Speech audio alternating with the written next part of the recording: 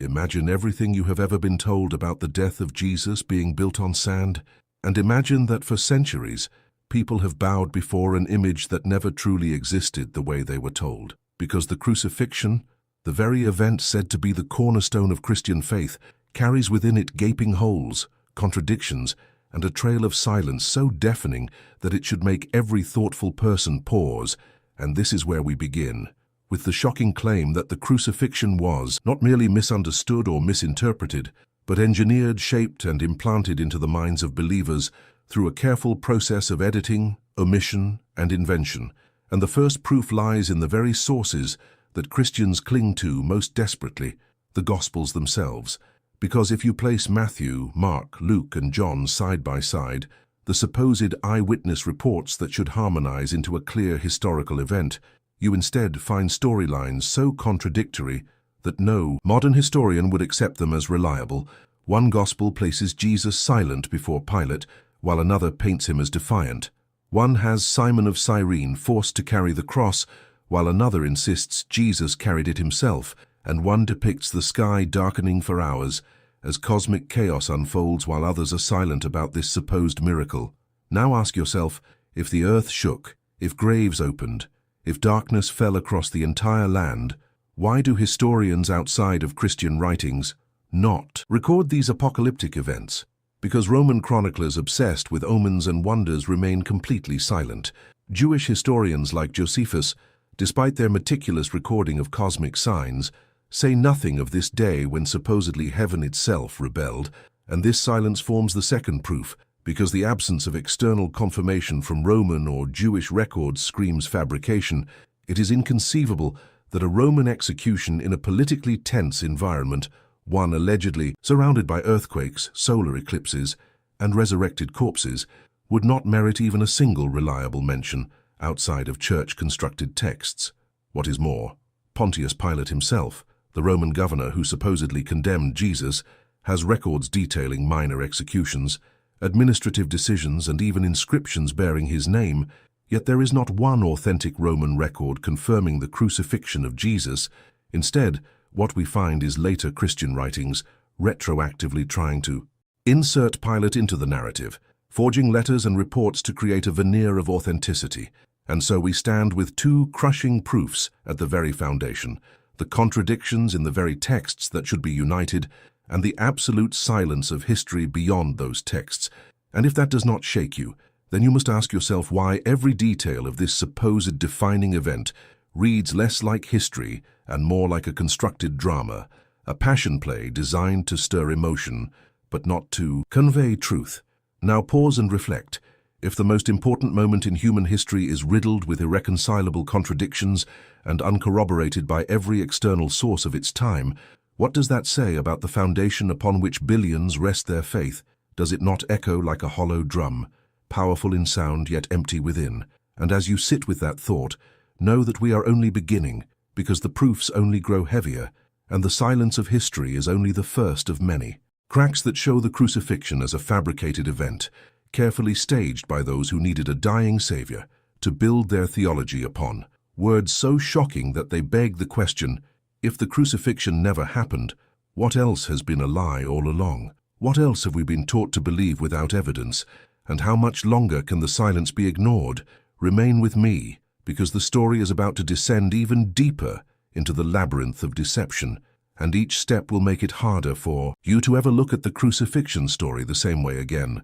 For once the truth is unveiled, it can never be unseen, and what was once sacred will reveal itself as invention, manipulation, and myth carried forth under the name of truth. If the first two proofs shook the ground beneath the crucifixion story, the next layers of evidence will expose why the event was fabricated, because when we strip away the veil of blind faith, we discover that the crucifixion narrative served political and theological agendas far more than it served history. And here lies the third proof, the role of Rome itself, because crucifixion was not simply an execution method, but a highly public and deeply political display designed to send a chilling message to all who opposed imperial rule. Romans did not crucify in silence. They made spectacles of it, lining the roads with crosses, boasting about their dominance, and meticulously recording events that could intimidate subjects. Yet in the case of Jesus, the so-called King of the Jews condemned for treason, we find no Roman archives, no imperial decrees, no proclamations, nothing. And this absence is not trivial. It is fatal to the claim, because a man condemned as a political threat and crucified at Passover in front of crowds should have ignited records. Yet only Christian texts decades later tell this story, revealing that the tale was crafted not by the state, but by the church. And the fourth proof ties directly into this, because if crucifixion was truly the means of execution, the burial narrative makes no sense. Romans never granted crucified criminals honorable burials. Bodies were left to rot as warnings, thrown into mass graves, or eaten by scavengers. Yet the Gospels insist Jesus was given a pristine tomb, provided by a wealthy disciple, watched over by mourners, treated with spices and cloth, a story that aligns far more with Jewish honor and theological drama than Roman practice. Historians point out this burial account violates every known Roman policy, meaning it is a literary device to exalt Jesus in death rather than a reflection of fact. Now pause with me, because when you realize that the very punishment Rome perfected as public shame was rewritten by Christian storytellers into a sacred burial, you see fabrication, you see transformation of a brutal reality into symbolic theater. And that makes you ask, who benefited from rewriting the humiliation of crucifixion into a glorious burial? The answer is clear. The early church, because they needed their Savior not to rot on a cross, but to emerge as a king who even in death was honored, respected, and vindicated. And this is why the contradictions and silences scream louder with every step, because what should have been a public political execution became a private theological drama, rewritten to inspire devotion rather than document history. So reflect on this. If the crucifixion as described would have been a public spectacle, why is it absent from Roman memory? And if burial by a rich disciple was impossible under Roman custom, why do we find it in the story? The answer is because someone wanted you to believe in something that never happened. Someone needed the death of Jesus to carry not the stench of defeat, but the aroma of divine victory. And so we see how fabrication crept in, weaving itself into the story until truth was buried beneath layers of invention. And if 2,000 years of tradition have blinded us to this, then today you see it more clearly. The cracks in the crucifixion narrative are not minor inconsistencies, but colossal fractures that reveal the entire foundation as built upon myth. And the deeper we go, the more the evidence aligns, not with the cross on a hill, but with pens in the hands of authors decades later, shaping theology through fiction rather than eyewitness testimony. And with that, we stand at 4 undeniable proofs: the contradictions of the Gospels, the silence of history, the absence of Roman records, and the burial story that defies all known customs. And if that is not enough to make you tremble, then remember, we are not even halfway through, and what comes next will dismantle the very core of the crucifixion belief, until nothing but invention remains. So brace yourself, because the lies are only beginning to unravel, and once you see the web, you will never again believe it was spun by truth. And now we plunge deeper, because the next proofs not only reveal cracks in the crucifixion story, but show outright fabrication that cannot be dismissed as mere oversight or misunderstanding. And here we encounter the 5th proof, which comes from the very writings of Paul, the earliest Christian documents we possess.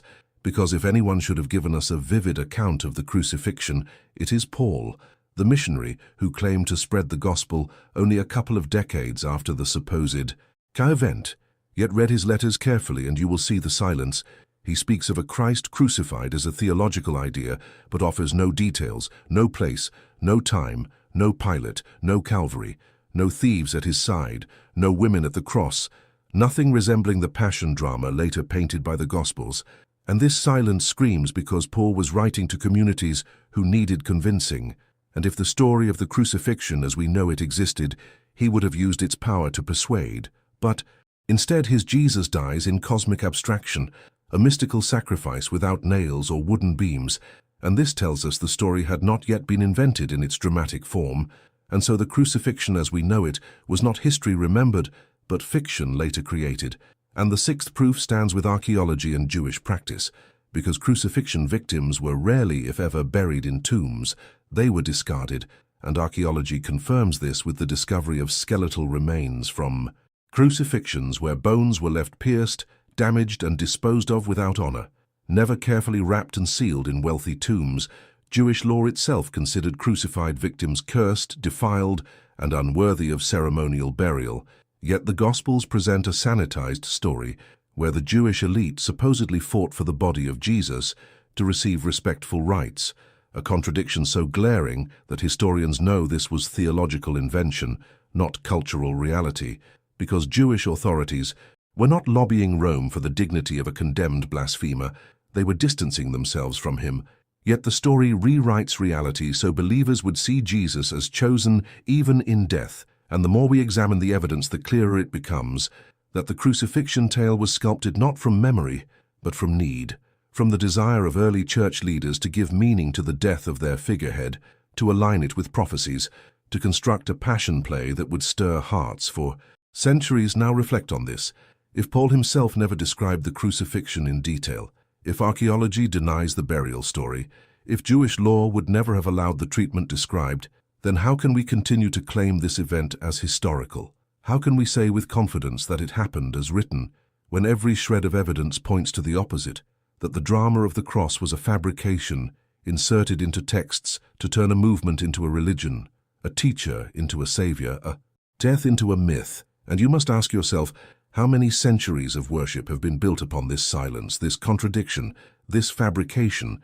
And if faith is meant to be truth, what happens when the very foundation collapses under scrutiny? Because every word you have heard so far dismantles the story, leaving nothing but invention. And we are not finished, because the next proofs will reveal how the crucifixion was not only fabricated, but borrowed, copied, and reshaped from older myths. And once you see the parallels, you will realize that the cross was never history, but theater dressed as destiny, and that realization will change forever how you look at the symbol that has dominated 2 millennia of belief. As we continue tearing through the illusions that have kept billions convinced for centuries, we reach the 7th proof, and it is perhaps the most devastating because it shows that the crucifixion story was not even original, but borrowed from older pagan myths of dying and rising gods. Long before Jesus, the world already had Attis, Dionysus, Osiris, and Mithras, figures who were said to have suffered, died, and returned, their deaths serving as cosmic sacrifices for their followers. Their stories filled with symbolism of blood, renewal, and victory over death. And when we place these myths beside the crucifixion narrative, the parallels scream fabrication, because the supposed uniqueness of Jesus collapses into recycled mythology. The Romans and Greeks who shaped the world of the early church were already immersed in tales of divine beings whose deaths brought salvation, and the early Christians, eager to compete in this spiritual marketplace, wove their own version, creating a crucifixion scene that mirrored pagan archetypes, but branded it as history. And this brings us to the 8th proof, the deliberate theological motive of early church leaders, because without a dramatic death, the figure of Jesus would have remained another forgotten preacher in Judea, his teachings perhaps admirable, but his legacy weak. Yet with the crucifixion story, with the image of a God suffering and bleeding for humanity, they created an emotional core that could bind communities, inspire devotion, and demand loyalty. Fabrication became necessity because without it the movement would collapse. And so gospel authors carefully shaped every detail, aligning the story with Hebrew prophecies while borrowing themes from pagan myths, blending them into a narrative that sounded divine yet felt relatable. The suffering savior motif gave them a powerful weapon, one that transcended cultures and broke down barriers. But when we recognize it as borrowed, we see that it was never history. It was myth repackaged, designed to compete and to conquer, and this realization should shake the very cross itself in your mind, because the death of Jesus as told was not recorded fact, but borrowed fiction, a mosaic of older myths and theological need. And when we strip that away, the figure that remains is unrecognizable, not a God crucified for humanity, but a man whose story was rewritten until he fit the mold of every dying God myth before him. And now pause with me and reflect. If the crucifixion story was borrowed and shaped to fulfill needs, does it not reveal that the event was never meant to be history, but theater, staged on the page for audiences desperate for meaning? And if the core of faith rests on myth disguised as fact, then what does that say about everything else built upon it? And if this realization makes you uneasy, it should, because truth is never comfortable. Truth disrupts. Truth demands we see through the lies, and that is exactly what we are uncovering. Here, not a minor discrepancy, not a small misunderstanding, but the wholesale fabrication of an event that billions hold sacred. And once you see it, you cannot unsee it, because every time you look at the cross from this moment on, you will see not history but invention, not sacrifice but strategy, not divine truth but human fabrication. And though it may feel like the ground is vanishing beneath you, remember that reality stands stronger without the illusions, and the 9th and 10th proofs will leave no doubt that the crucifixion was fabricated and that the Church has known it all along. And here we arrive at the final descent into the truth that the Church never wanted you to see, because the 9th proof reveals the hand of deliberate editing by councils and church authorities who, centuries after the supposed event, gathered to decide which stories would survive and which would be silenced. And it was in these councils, such as Nicaea and others, that the crucifixion narrative was solidified into dogma, polished, canonized, and declared untouchable. But history shows us that alternative texts existed, gospels and writings that told different stories, some that denied the crucifixion outright, others that depicted Jesus escaping, still others that spiritualized the event as symbolic rather than real. Yet these voices were crushed, banned and destroyed so that only one narrative would remain, the fabricated crucifixion story, chosen not because it was true, but because it was useful for control, useful for unifying doctrine, useful for building power. And this leads us to the 10th proof, the ultimate blow, which is that the crucifixion became central not because it happened, but because without it, Christianity could not exist.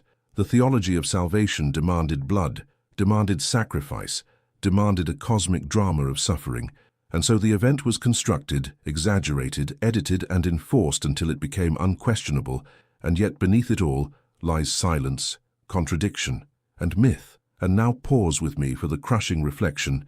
If the crucifixion was fabricated, then the foundation of Christianity as you know it collapses, because without the cross, there is no redemption story. Without the cross, there is no resurrection. Without the cross, there is no theology of sacrifice. And if all of that falls away, then what remains is the truth that the figure of Jesus was transformed by human hands into something he never was. And that transformation was not the work of God, but of councils, scribes, and leaders who understood that a dying Savior could command devotion in ways a living teacher never could. And so the cross became their tool, their invention, their masterpiece of fabrication. But now exposed, it becomes their undoing. Because once you know the truth, you cannot unknow it. Once you see the fabrication, you cannot pretend it is fact. And as this revelation settles within you, you must ask yourself, what will you do with this knowledge? Will you cling to the illusion or embrace the truth? Will you choose comfort or reality?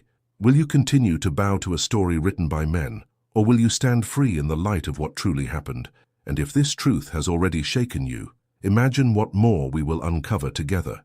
Because the crucifixion is not the only fabrication, and the lies do not end here. They spread through every corner of the texts, waiting to be revealed. And if you want to continue breaking free from the illusions, then stay with me, because what is coming next will shake even deeper. So subscribe. Now, because if this truth already rocked your faith, imagine what the next revelation will do. Subscribe so you do not miss the full truth, because the crucifixion was fabricated, and that is only the beginning.